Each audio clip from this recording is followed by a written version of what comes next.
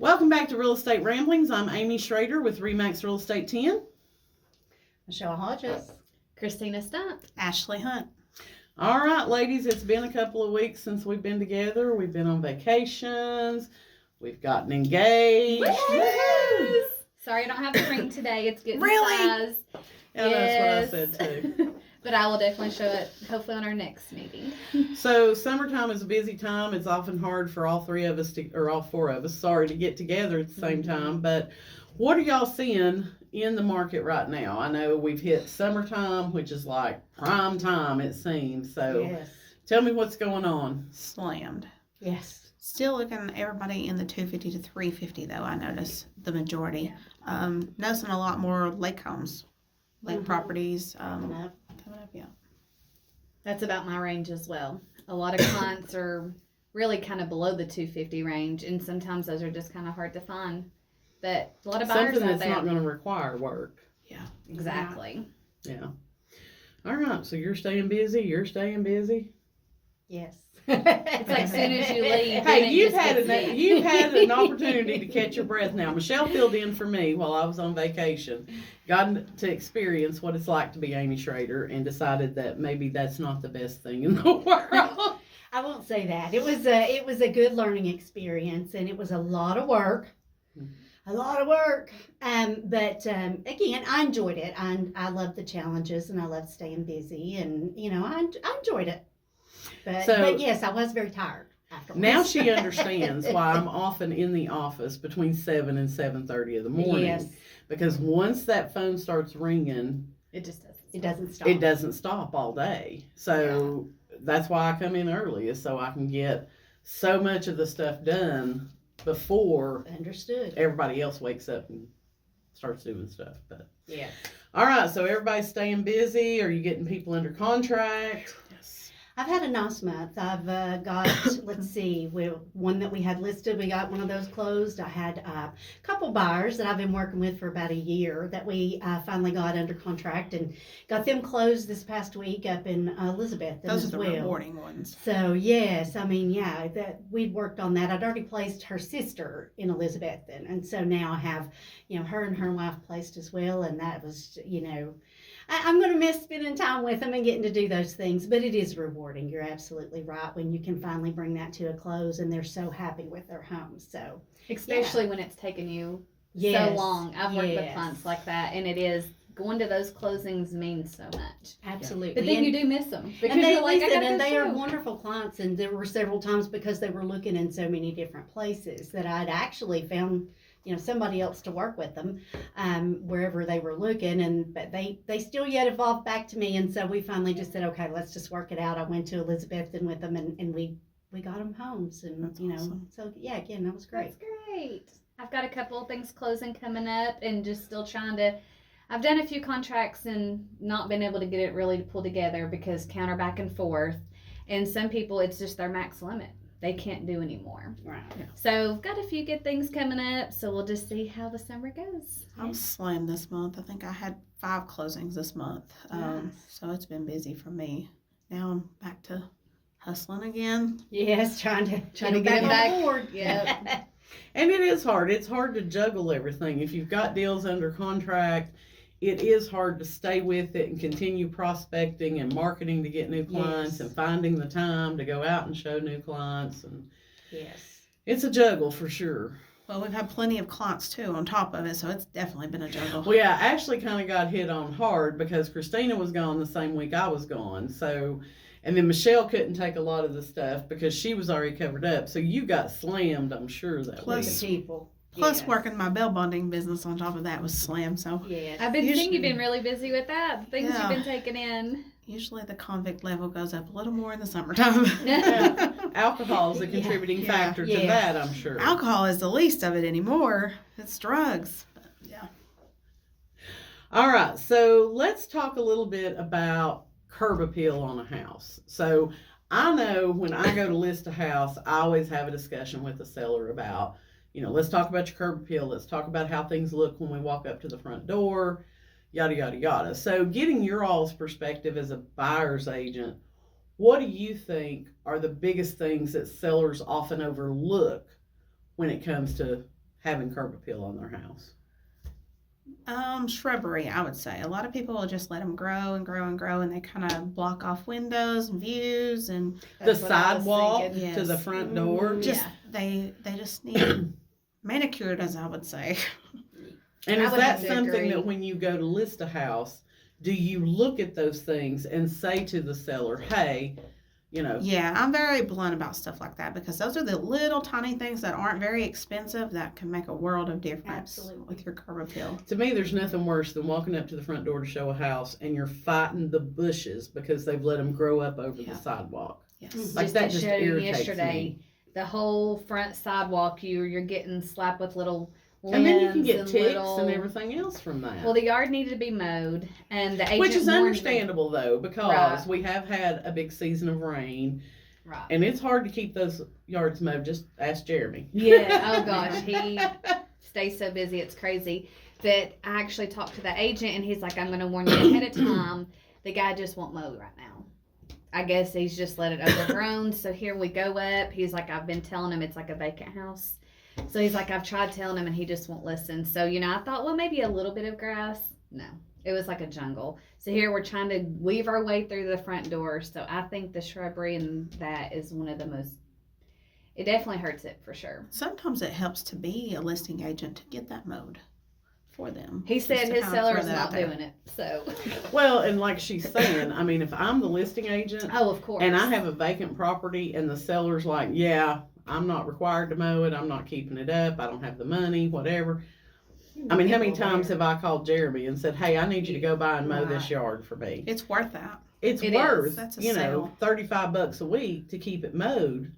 Right, So- because I think it does have an effect on, If it I mean, the sells. overall price. I mean, it's an injustice to, and it's unfortunate that the seller doesn't recognize that. But I agree. I despise showing up to a house to, going up to a house to try to show it, and it's not cared for. It's, the yard's overgrown, and, even sometimes in the landscape, and it's not even just the shrubbery, but just, it's just dwindled down, and nobody's bothered to go in and just clean the stuff up around it and push things around. And I mean, it does make a difference. It's Well, I the think- first impression. Well, I think Right. this guy, when he left, like he fully left. And now that he's gone, he wants no part of it. But like you said, that's when maybe you need to kick in, and it's worth the expense yourself to get that sold, because it's just going to keep sitting.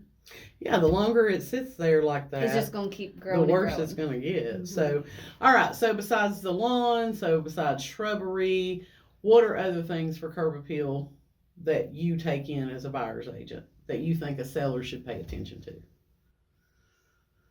Anybody? Pressure washing, keeping the house clean, and Yeah. I mean, I despise, I mean, even if you have the yards grown up for a week or so, like you said, because we have had a lot of rain, you can always pick up the kids' toys, you can pick up the things that are strewn about the yard. It's just a first impression.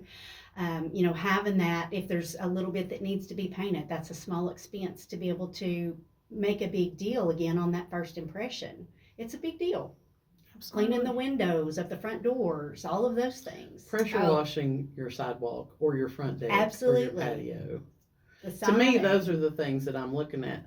Plus, and I don't get to show houses that much, but when I go to a seller's house for a listing appointment, I'm going to their front door. You know what I'm saying? So I have that viewpoint of a buyer coming up to the door. First thing I do is scan that little entryway. Do we have cobwebs? Do we have insect housing going on? Do we have dried up worms? What does that front entryway look like? Because I know that's how the buyers are going to come in. 9 times out of 10, sellers coming in through the garage or whatever, they don't ever see the front door, don't think anything about right. it. But those are my pet peeves on it. But I just wanted to get your all's perspective and see, when you're in that opposite position of being the listing agent, do you look at those things and address them with the seller? Absolutely. Absolutely. It definitely matters. Okay. All right, so let's move on to another topic, professional photography. Oh wow, we've been on this one for a minute. Well, it's a pet peeve of mine.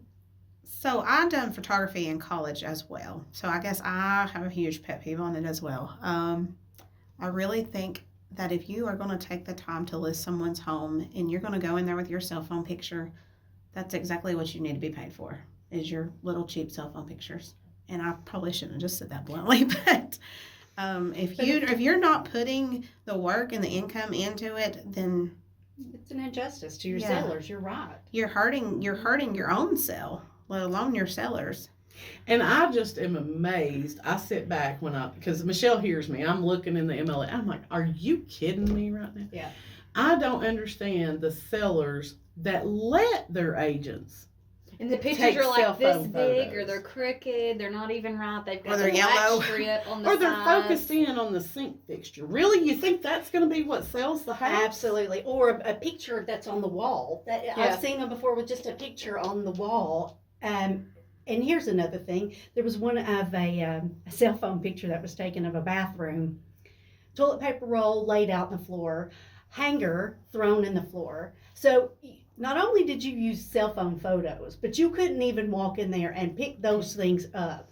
And I want to tell you something. As an agent, you know, and again, we're well trained. So when we're looking at the pictures, when we're looking at the listing, it also lets us know who we're about to approach. If you write an how to offer. work. Yes, it Well, does. I'm It tells me a lot surprised- about the listing agent. I'm surprised the seller even is okay with that, because you know they're seeing everybody else's listing. They're seeing the virtual tours, the nice photos, this and that. So I'm just kind of surprised that the sellers are not saying something like, look, we want something better. We're paying you for a service, and let's do comparison. So And I that think a lot shocks of me the times- most. It's a relative situation. All right. You know, like there Oh, was one that wow. come on the MLS not too long ago, and I know for a fact that the listing agent is related to the seller. And the listing agent is not someone who ever does professional photos. And this is like, you know, a house in the mid 400 range. Gorgeous house. So they just probably ain't saying But the something. photos were crap. You know what I'm saying? And I think your older generation who maybe aren't as tech savvy and are not going on your sites like Zillow, You're right. Homes.com, Realtor.com. Yeah, because they've got to be seeing it. They don't know any different. They think it's really cool. Whereas you used to Right. take a camera around, now they can just do it on their cell phone. You know what I'm saying? So I think that's part of it. But as a buyer's agent, do you feel like you have an upper hand in negotiating if it has cell phone photos on the listing? Yes. Yeah, I can agree with that. Well, that's just about like marrying somebody that's got a Facebook filter on their Yeah. Facebook. You see what I'm Yeah. saying? I mean, again, A lot of times you can't reading, tell how you're- detailed it is and how bad it looks. but you're reading that person. You know what I'm saying? Oh, yeah. Through the work that they're doing, I'm reading who I'm about to deal with. I mean, I kind of want to know that we're going to speak, we're going to be fine, but it tells me who I'm dealing with. Yeah. Well, and my point of it is, oftentimes those homes with cell phone photos are going to sit on the market longer. Always. They're usually not priced correctly, but because they don't have the great photos and they are sitting on the market longer, I think sometimes you can get your buyers a better deal by looking at those homes, because a lot of buyers, you know as well as I do, you're not the one picking the listings for buyers. 9 times out of 10, they've got a list. They say, hey, let's go look at these. So I think knowing the inventory and throwing some of those homes in there, if you have to coach them, you got to look past da da da da da. Let's go look at the house in Uh-huh. person. I think you're in a great position to get your buyer a heck of a deal on those type of Agreed. houses. Absolutely. And then sometimes the pictures Agreed. look so bad, you do have to have that conversation. Let's just go look. Because, the first appealing thing is, ooh, I like these pictures. Well, when the pictures are terrible, you just have ruined it. And I'll tell you, the other peeve I have about photos, and Michelle's going to laugh at this, Clutter. not the clutter. They will have 25 photos of the exterior of the house before you ever get inside. Yes. Or they have an exterior and then an interior and then another exterior and then another. How are you supposed to know I try to how that house follow- flows? Yes, it should. No, I totally agree, because I'm the same way when I'm looking at pictures. I mean, I'm the same way as a buyer's agent. When my buyers and I are talking about a home, and I go in and I'm looking at the pictures, I need to be able to walk through this home with those photos. Yeah. And I can't do get that like sometimes. my head hurts looking through it because I'm like, I have no idea where anything in this house is located. You Well, know I what try I'm to saying? follow the house. Like I do Right. an outside, maybe one or two just to show the outside, and then I try to walk in through the front door Absolutely. and keep it Same- going. But like same that with me. bedroom, I'm gonna put that bathroom picture with it, and I just keep it. Flowing through the house. I Yeah, think it's a good investment for that 3D tour as well, that Matterport. Agreed. Yeah, that does help, but I still think, your photographer just dumps all the photos to you in a Dropbox or a Google Drive link. You've got to take the time yes. to order those photos and make them make sense Mhm. Right. to the buyer. But I don't know of anybody, I'm not going to sit and click through 25 exterior photos just to figure out what the inside of your house looks like. Right. I don't know how you think a buyer's going to have that patience either. You know what I'm saying? Well, and when you do that, most people would immediately go, well, they're selling the outside of this house awful big. Something must be wrong with the inside of this house. Makes you you know what I'm wonder. saying? So you're absolutely right. We need to see a couple of photos of the grounds, the home. Then take me in. Let me see. I live on the inside of the home. Right. You know what I'm saying? The outside matters too, absolutely. But we live on the inside of the home. Exactly. So yeah, that was one of the things, like, when y'all came into the business, professional photography is like a thing. You know what I'm saying? Sure. Like, Yes. probably 60-70% of the agents around here utilize professional photography now. You still got your small minority that don't, but whatever. The old timers really don't. Exactly. But like back in, I want to say 2015, 2016, we didn't have professional photographers. And I was trying to move into a higher priced market for listings. And so, I'm in all these Facebook groups that have national realtors in them. And that was a big thing that they all talked about is, you've got to have a professional photographer go out. And Matterport tours had come out then and, that kind of thing. So I had to go online and find a photographer from Knoxville that was willing to come up here to take photos. You know what I'm saying? That wasn't going to charge me an arm and a leg and a trip fee to come do my photos. And so I used that as a marketing tool for years of I hire a professional photographer. And then I had two different examples of, because I worked a lot of expired listings in. And so I had took like a kitchen picture from this expired listing, that the other agent had taken with his cell phone. And it's the exact same shot with a professional photography. It looked like two different houses. It's the amazing lighting, the difference. I coach people, take all the stuff off your cabinet Yes. tops, clear your countertops. You want everything to look open and clean. And it was night and day. And then I had another one that was very similar that, really contrasted cell phone photo versus professional. And that was how I started getting better listings, was because I said, hey, this is what I do. This is what I'm offering you. And they're like, oh, well, how much does that cost? Oh, I cover that. Like, that's not a charge to you. So now smart it's to a have lot done that more back then. common. And now we actually have, local photographers Right. that we can use. But It's definitely becoming a big thing. You see all the time people popping up, oh, hey, I do photography now, or if you want me to well, and I'm going do to your tell you house. something. Drones. I That's have huge. seen people who are used to doing people photography Yeah. want to start trying to do real estate photography. And I'm going to tell you, that's two totally different skill sets. They usually do not go very well into real estate.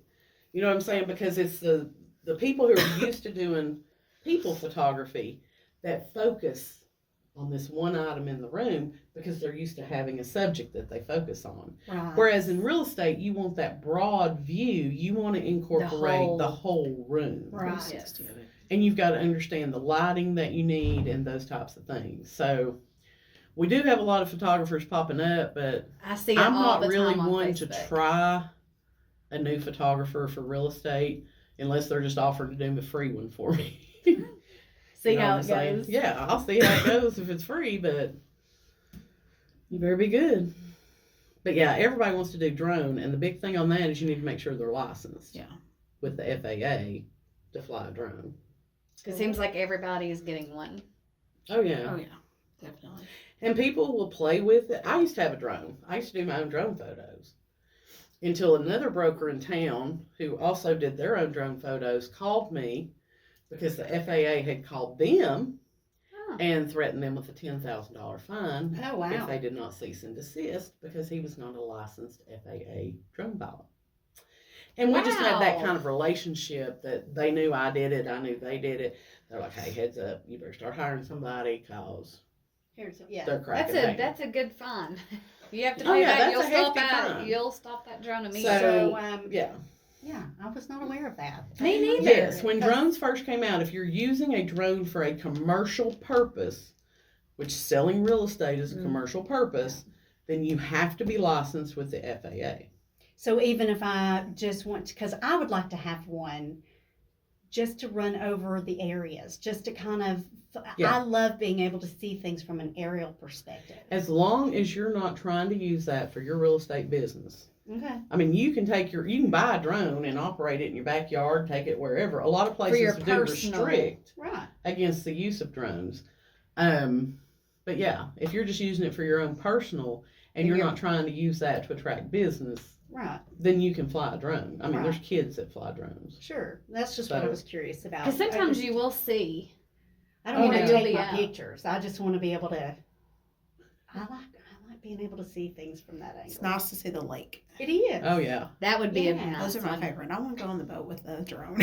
That would be Let's do really it. cool. Be out in the middle of I the think water. that would and make take me your- sick to my stomach to be on a boat and then trying to watch the drone and I don't want to watch it then. I want to watch it later. Yeah. Then do it while you're out there. That would be I can drive so a boat. cool. Y'all have got the drone. I Okay. can't do the drone. All right. This is the plan. I don't I know tried how to do that. it. Now, I'll We'll tell you, I try. was never the greatest drone photographer because, like, I had to watch where that drone was because I wrecked a couple, Yeah, I did too. and they were That's why not, I'm good real at it. cheap. But yeah, so I would have to watch that. Like, I'd look down on the screen from time to time to kind of see what the drone was seeing, make sure my camera angle was right. But like the dude that I hire now to go out and do mine, he never looks at that thing in the sky. Like, he focuses on his camera. He knows exactly where he's at based on that. He can, yeah. I was like, I feel like that would kudos to confuse you. me so much. I would want to be looking up and looking But at if the you're screen. trained that way, that would be the best way to go. You know what I'm saying? Right. Yeah. But yeah, if you're looking up at that and looking down at, it's gonna. And I also think Be a there's bad certain trip. places you can't fly over. Like, okay, so if there's transmission lines, that interferes with the drone signal and it will crash because you lose control of it. That's why I crashed mine. If you So- are near just regular power lines, it can affect it. Underground utility boxes, that was what got me because I forgot that that's what that green box was. Yeah. You And of so all I people lost. forgot that. So Well, would it you're won't not go thinking about over it, that. Or It was too close to that green utility box when I took off and I had no power, no control. Oh, It just gotcha. takes a mind of its own and it went right up the tree. Oh. I was not real happy with that because Yeah, that was like a sure. $500 purchase. But Well, mine was $800 when they first came out, and they didn't even do photography at that time. That was when the drones first hit the market. Yeah, it lasted 2 days. oh wow, Yeah, mine mine lasted a crumbled. little longer than No, that. mine crumbled. Yeah, Oh, no. So it's definitely a and like you tedious can't be within situation. 2 miles of the airport and take it up, which I've totally forgot because I had a commercial building listed that's kind of near the Brentwood subdivision on the main highway, and I was like, oh yeah, I'll bring my drone. We'll do a couple of drone shots. Oh, the And I airport fired there. that thing up and I got ready to take off. And I mean, it was like an alarm and alert on this drone that started going off. Really? So And it that's starts smart. flashing in red and says, you are in an unauthorized fly zone. You have been shut down. Oh, wow. And it wouldn't let me power it back up. See, I was going to ask you, how That's does it pretty know? cool, So though. it Because the literally- GPS. Ah, It's the Yeah. GPS. And so when you buy a drone, it comes pre-programmed with all the airport information. And it Mm. knows how far you are from that airport. So yeah.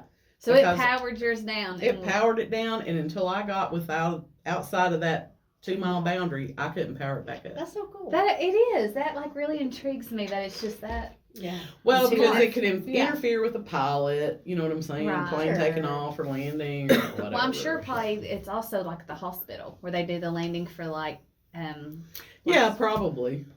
I don't know. I haven't. I never Had never realized took there's it up, so but that was much. my There's so many experience. things to the drones. That's so cool. You know, I've had clients in the past, or I've talked to buyers, I should say, in the past, who complain about the drone pictures. They feel like it, especially like on like large tracts of property. Oh, well, it's hard for them to be able to see what the, you know, how the landscape is, yada yada. And so I explained to them, you know, there are other ways to look at that. But I think the drone is so important because, especially on a big tract of land, You see terrain. you can see how it's Yes. laying. I mean, especially if you're trying to see a tract of land that's not been cleared. It's very hard to show that without a drone to show what that looks like, how that Like property this is lays. the entire property, Yes. or like if it's 50 acres. I don't know that you're going to get all 50 acres in the same Sure, of shot, course but you not. can see. Okay, this is wooded. Here's the pond. Here's the Right, clearing. Here's the absolutely. barn. Like it just gives you a wider angle that you're Perspective, never yeah, going to sure. get. Well, if you're at eye level, the thing with the drone, I mean, at least you get a little bit of an idea of it all. Eye Yeah. level, what are you going to do? Just take a picture looking out into a Right. field? You're not going to be able to see anything with that. And I do think we talked about the other day pictures of lake lots. You know, it's so important, I think, because we That's talked right. about pictures too and all of those things. I will tell you, I hate to try to sell, when I'm trying to sell lake lots, and the only picture of that lot is the curve. Tells me nothing about that property. Right. Nothing at all about that property. So I'm like, am I wasting my time to go out here? Because it looks like to me, if that had any kind of view, you would definitely have it in there. So, you know, drones Well, are great for that. The other part of that is, again, you go back to lazy agents. And agents think, oh, it's so easy to list land. All I have to do is upload that aerial shot of the map. I don't even have to go out there. Well, how are you supposed to sell something that you've not laid eyes on, that I you've not agree. had pictures I agree. of? I just went through this week. I closed on a piece of property that had the map as the main picture. Oh, yeah. This was an older Agent.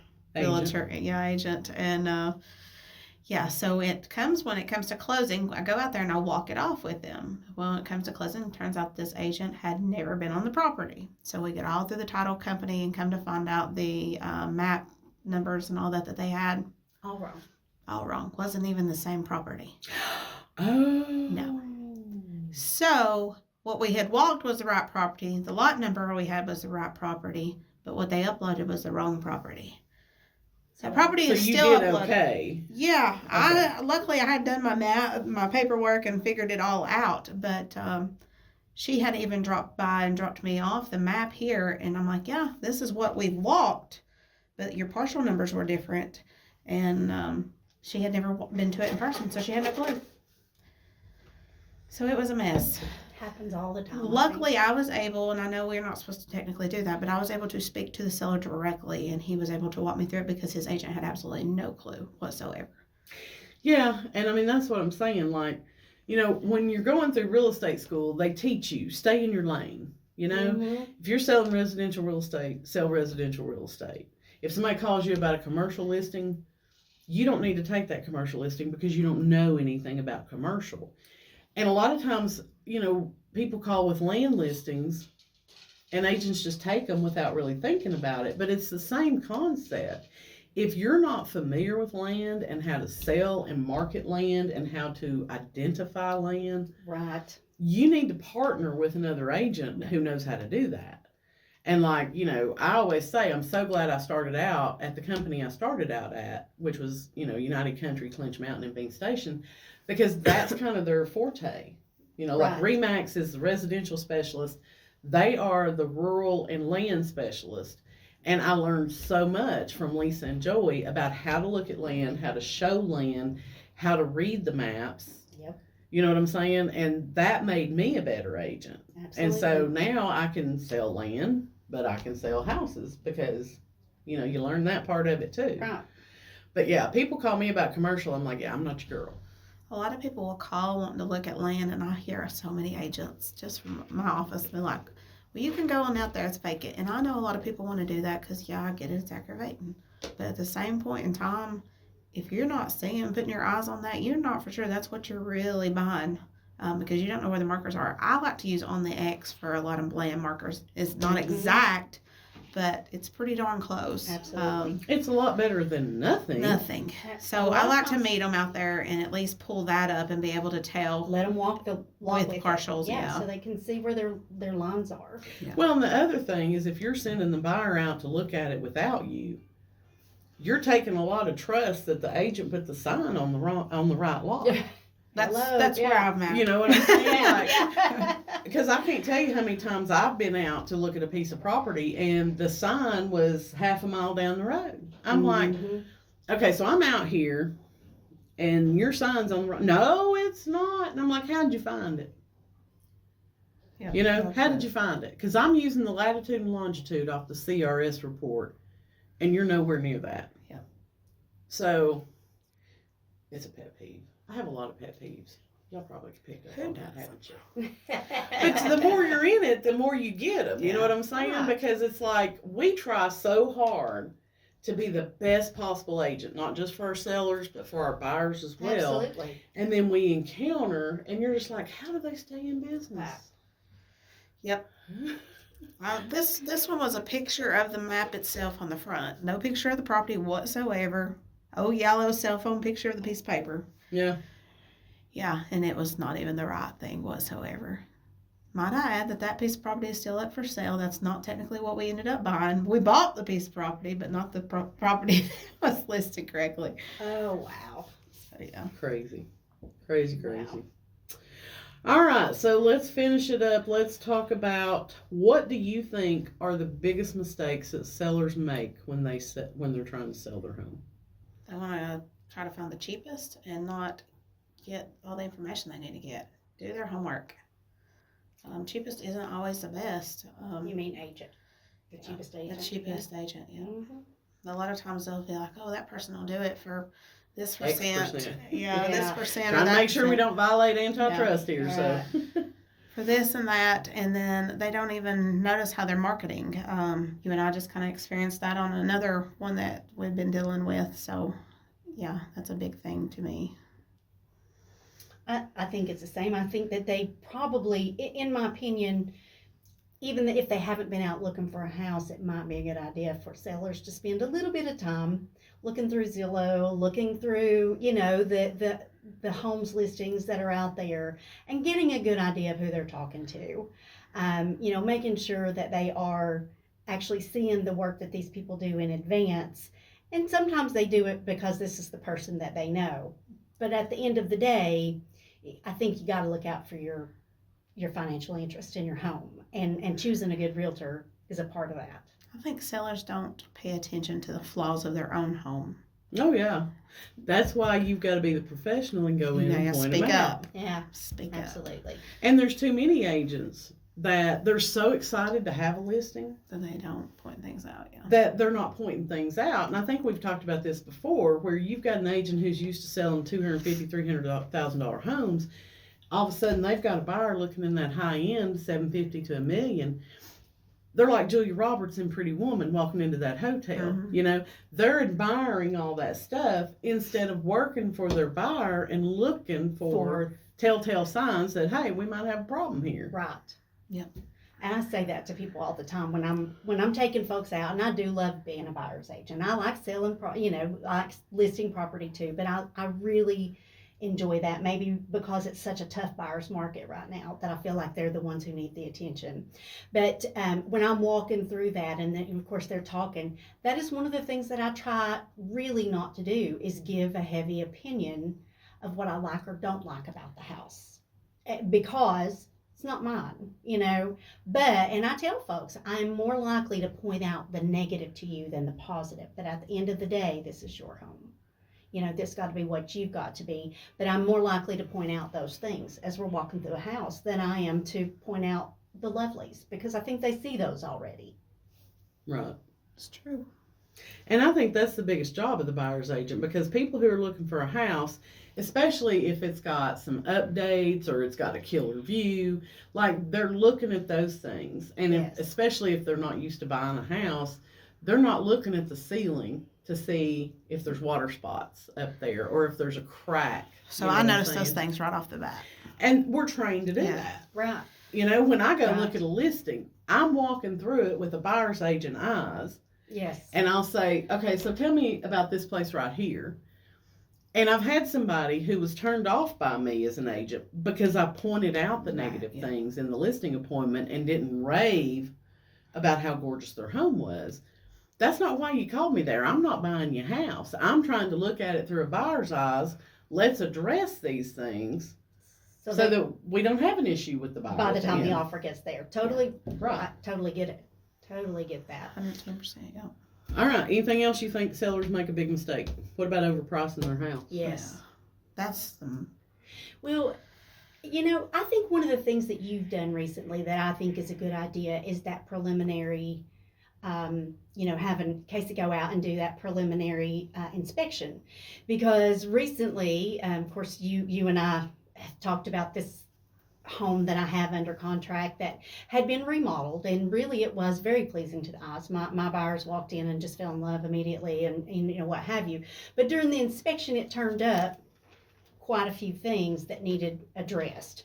And I will tell you, you know, at that point in time, again, I work for my buyer. And now my buyers have given you a very nice offer on this home, and we're uncovering things that need to be addressed. And we did that clearly through the price. So, I mean, we ended up negotiating that down $37,000 due to the things that the seller couldn't see. So I think that that's important, but you know, it's good to know those things because all the rest was pretty. It had been, you know, the paint was pretty and everything was good. But then, you know, once we got the inspections and we got those things back and we were able to see, there was a lot of hidden money wrapped up in those inspections. sometimes those are hard conversations to do with the seller too, which I know that you've had that. Yeah, which I had the buyers on this one, seller's agent. So was you not it very- worked in your best benefit, but as a Yeah. seller's agent, I can see where Oh yeah, they weren't happy with me. sometimes they don't want to hear the negative of their home, but sometimes it's good to know that up front. Like, hey, you're fixing to have this to approach you when it comes offer time if they have the inspection. Right, and if you've got those things in advance, so isn't it better for you to know that than for somebody else to find that afterwards? Well, and I mean, if you think about the sale process from a list side, what's the most stressful period of that process? From the time you go under contract till you get that home inspection back. Contingencies. You know what I'm saying? Like, usually you know you're going to be okay with the Yes. appraisal. Yes. You're in good faith at Yes. the financing. But that 2 weeks for the Is inspection is the nail Pins and biter. needles, absolutely. And so that's how I explain it to my sellers, because most of them are like, I've never heard of somebody doing that before. Why do you do that? And I'm like, well, okay, so let's say, and I'm not saying your house does, but let's just say that we get a home inspection and they find out that you've got, you know, settlement in your foundation and it's starting to bulge in. Do you want to find that out before we go on the market or after you're already under contract and you found another house to buy? Yep. And they're like, oh. And I'm like, and then the other side of that is, if we do a home inspection, you make some of the repairs, we notate it on that inspection report, we provide the receipts for where the work was done, the buyer may waive getting a home inspection done. Absolutely. So to me, it's part of alleviating the stress of trying to sell a home. So do you always disclose this? I know that you had like some that you have done. Do you always disclose that to your buyers, or do you kind of let them still do their own home inspection? Well, that's a conversation I have with the seller after we get the home inspection back. Because I tell them what I like to do is, like I had at Cherokee, have a notebook laid out on the counter with our, you know, listing flyer, property condition disclosure, aerial map, septic info, whatever we may have, and then this inspection report. That way, we're not putting the whole report, we're putting like the marginal Main and defective things. summary on there. And like I said, we're going to notate. So, you know, if showing that to potential buyers helps to get a home inspection waiver on your offer, it's worth it all day long. Absolutely. Now, some of them are going to quabble with you and say, well, what if it scares them off? You know, da-da-da-da-da. And I'm like, Okay, so you had some GFI outlets that weren't tripping right or whatever. If that scares a buyer off from buying your house, Right. they're not They're gonna not buy buying your any house. house. Right. They all have an electrical issue. Everybody's going to find something. And that's what I tell them. Absolutely. The home inspector's job is to tear your house apart for good, for bad, whatever. And then we decide what we feel like needs to be addressed and what we're just like, you know what, let the buyer deal with that. I'm not Right. doing it. Absolutely. You know, if they come back and ask for it, then we might talk about it. But Well, and I think that's a very good point, though, because, like, if they had done that in this recent situation on this current home, I mean, they would have found some electrical issues that were detrimental to the home. That, I mean, as a buyer's agent, regardless, somebody was going to know about that because it needed to be fixed. But I'm just thinking about the total expense on that being what it was. I mean, again, we were able to negotiate it back down $37,000. I don't think that would have cost that seller that much had they done that in advance and fixed those issues.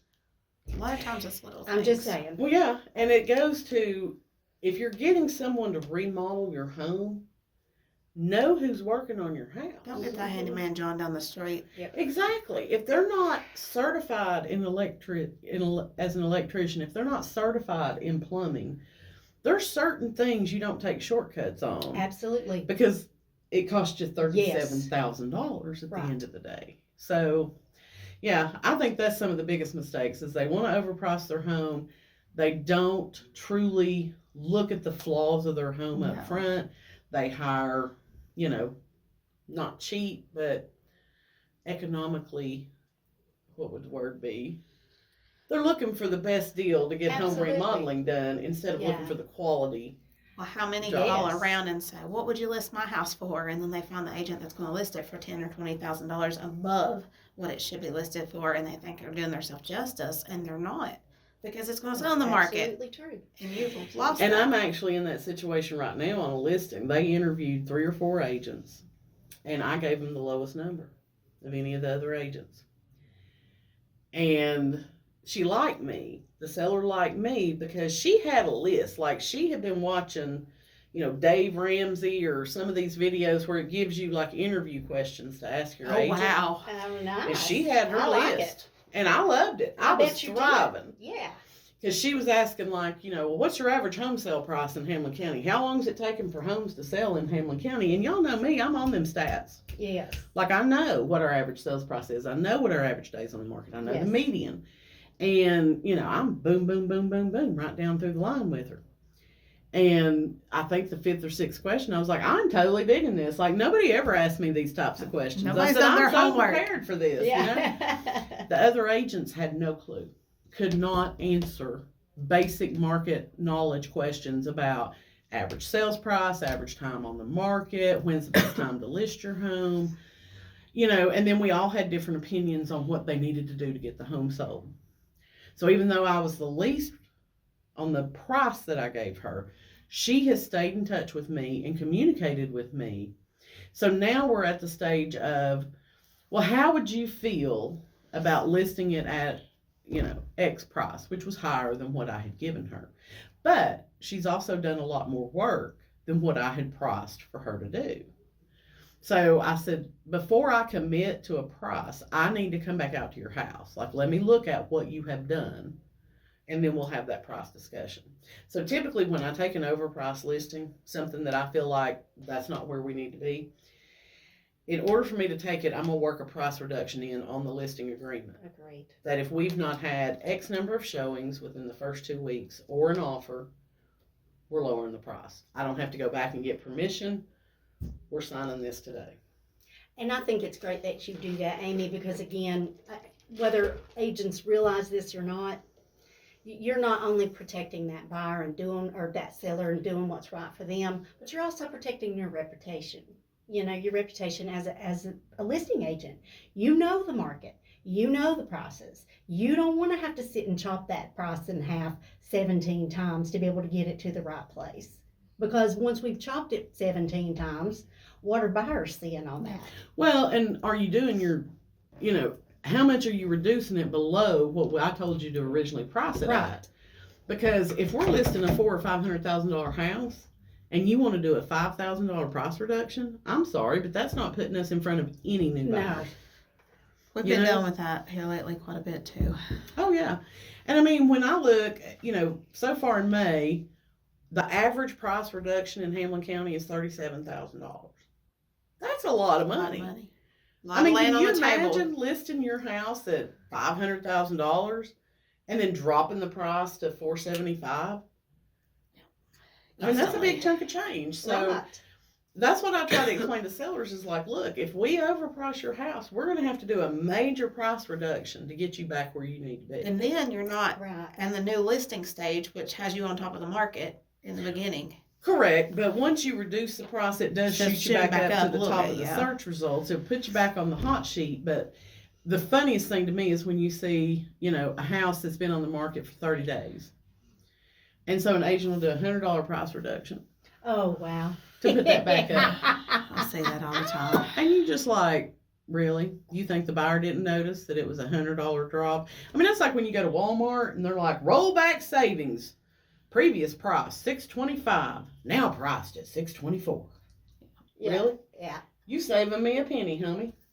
But Yeah. anyway, Yeah. How many people are paying attention to that though and are like, well, they're not even going to take my offer of $5,000 less because they're only coming down $100 on Exactly. the computer. So and people who have saved the home on Zillow, Realtor, whatever that portal is, they get notified when that price goes down, and they're like, really? Yep. $100? They must not want to sell. Right. I've had So- plenty of buyers to turn away over stuff like that. Yeah, I mean, buyers look; they definitely know what's going on with the pricing, what's going on with the days on market. There you go. The whole 9 yards. Buyers today are completely different than what I dealt with when I started because they have so much more information at their fingertips. It's true. So, all right, ladies, it has been a pleasure. And Thank we'll you. get together again in a couple of weeks and talk some more. Sounds good.